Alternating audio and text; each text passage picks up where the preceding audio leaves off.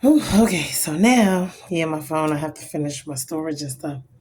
I'm just getting started, y'all, with this. I have to figure my little kinks out and keep it pushing. But anyway, so now, like I said, I'm there. Um, I got saved. I'm at the church. There's a lot going on with the church. Honey, the church folk be acting up. Let me just say this to you. As much as I love my church people, don't get me wrong. I love you, church people. But I'm going to tell you, y'all, with the religious mess and the this, that, and the third, don't get me wrong. I know God is a God of order, etc., which I run a lot of people away, especially young newbies, with the way you criticize them, judge them, all this other stuff. These things are not good at all because God is not that way with us, and that's with any of us. He allows us to have free will, and he gives us time to get it together, to repent, to fix it. He works our salvation out. On top of that, when it comes to the tithes, the offering, and the actual building itself, you don't have to have a building to be, to have a church, because in all actuality, we are the church. The human beings are the church.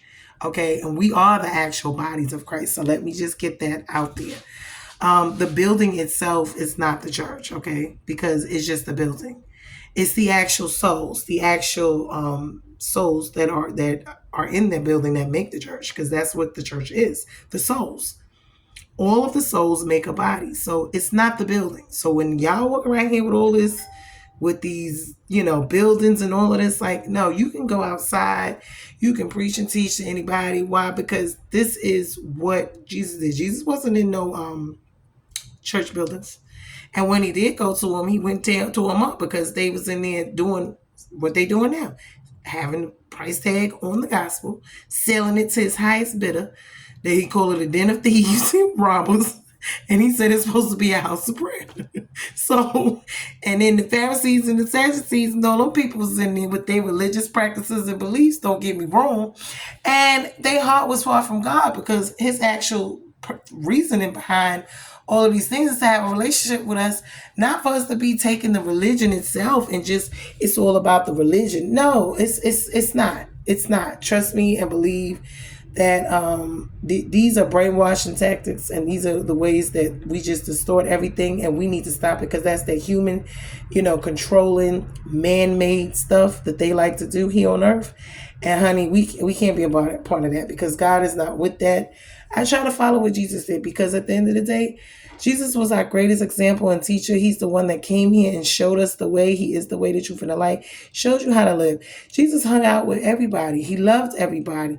But he would rebuke you. He would love you. He would feed you, clothe you. Yes, save you, take care of some demons out of you. But when Jesus came around you, he changed you. You didn't change him. Soon as he walked in the room, whether they was drinking or whatever they was doing, Jesus was chilling right there, and they came to him, and whatever, he loved them in spite of them. He told them that, when he did, go and sin no more. He loved them, but that was who he was. That's what the example is, and because we get so caught up in our so-called righteousness and right this and right, honey, sit it on down, please. I'm going to need y'all to sit it on down, because yes, you have to know when, where, and how to do what. Okay? You can have strength and be meek, or, have some type of love in your heart, even in discipline. And this is where the heart, matters of the heart come in at, because people don't have hearts. You need to get a heart. Your heart needs to be clean. It needs to be filled. It needs to be changed. These things, when your heart is hard and you're bitter and you're angry and you've been living a life of sin, like I said, you're going through all these things. I know, because my heart was hard. It was evil. It was bitterness in it. And God had to change it and take all these things and clean me up and clean it out, and I didn't even realize it. Okay. So getting back to the testimony, when I was in there, I went through a lot. I was a backslider when honey, my shirt